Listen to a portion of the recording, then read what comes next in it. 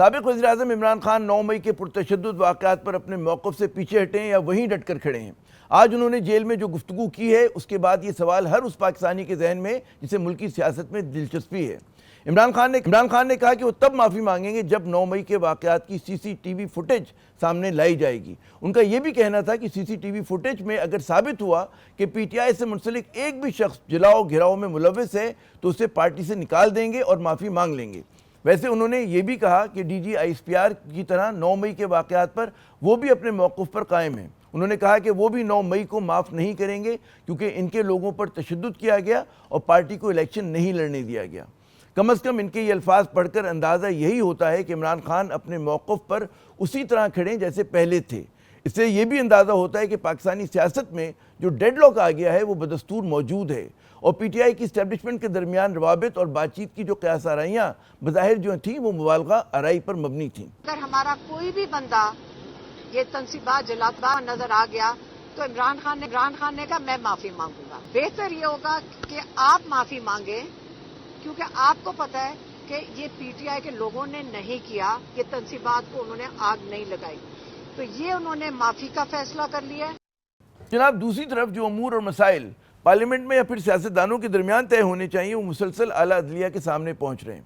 کیا اس بات کی نشاندہی نہیں کہ اس ملک کا پارلیمانی نظام اور اس سے وابستہ چہرے سامنے کے تضادات کا حل نکالنے میں بری طرح ناکام ہو گئے ہیں؟ کیا اس طرح کا کمزور، بے ثمر اور متنازع نظام پاکستان کو مشکلات سے نکال پائے گا؟ اور پھر ہم دیکھتے ہیں کہ جب اعلیٰ عدلیہ کوئی فیصلہ کرتی ہے تو پھر اکثر یہ بات حکمرانوں کو پسند نہیں آتی۔ نتیجتاً عدالت اور اس کے فیصلے پر عمل درآمد روکنے کے لیے قوانین ہی کو بدل دیا جاتا ہے اور معاملہ پھر عدالت میں پہنچ جاتا ہے اور یہ دائروں کا سفر جو ہے وہ جاری ہے۔ آج تحریک انصاف نے الیکشن ترمیمی ایکٹ سپریم کورٹ میں چیلنج کر دیا اور عدالت سے اسے کالعدم قرار دینے کی جو ہے انہوں نے درخواست کی ہے۔ اس کے ساتھ ساتھ یہ درخواست بھی کی گئی ہے کہ جی مخصوص نشستیں دیگر جماعتوں کو نہ دی جائیں، لیکن حکومت کی رائے کچھ اور ہے۔ جو قومی اسمبلی سے سینٹ سے ایکٹ منظور کیا گیا ہے الیکشن ایکٹ کی ترمیم، اس پہ بھی بات ہونی چاہیے کہ اس کا مقصد کیا تھا اور وہ قانون جو ہے جو بنایا گیا ہے وہ کس نظریے سے بنایا گیا ہے اور اس قانون کے بننے کے بعد اس کی کیا امپلیکیشنز ہوں گی، تو یہ تمام چیزیں مد نظر رہنی چاہیے۔ اور آج ہی الیکشن کمیشن آف پاکستان نے مخصوص نشستوں سے متعلق سپریم کورٹ کے فیصلے پر نظر ثانی درخواست دائر کر دی ہے۔ یعنی معاملات سلجھنے کے بجائے مزید الجھ رہے ہیں اور حکمراں اشرافیہ پاکستان کی گاڑی کو ایسی بند گلی میں لے کر آ گئی جس سے باہر نکلنے کا کوئی راستہ جو ہے وہ ہمیں دکھائی نہیں دے رہا۔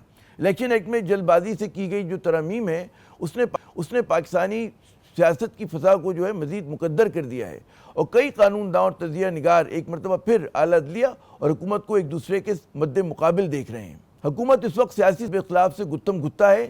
سماجی سطح پر اس کے کیے گئے جو معاشی فیصلے ہیں اور جو ٹیکسوں میں انہوں نے اضافہ کیا ہے اور توانائی کی قیمتوں میں بے پناہ اضافہ کیا ہے، اس کی وجہ سے ایک عوام میں آپ کو ایک بے چینی اور غصہ جو ہے وہ نظر آ رہا ہے اور اس کے ساتھ ساتھ جو ہے حکومت جو ہے عدلیہ کے بھی مد مقابل آ رہی ہے۔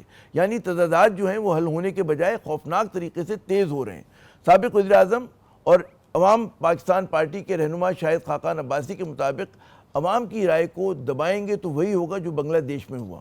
ان کا کہنا تھا کہ وہ سیاسی ماحول بنگلہ دیش کی طرف جاتے دیکھ رہے ہیں۔ جب آپ عوام کی رائے کو دبائیں گے، عوام کو انصاف نہیں ملے گا، پھر وہ ہوگا جو بنگلہ دیش میں ہوا۔ سیاسی ماحول کو بنگلہ دیش کی طرف جاتا ہوا دیکھ، یہ بہت سے سبق ہے اس کے اندر۔ کل اگر نوجوان سڑک پر آ گیا اپنی ناانصافی کے خلاف، روزگار کے مواقع نہ ملنے کے خلاف، ملک میں ہر قسم کے عدم استحکام کے خلاف، تو آپ کیا کریں گے؟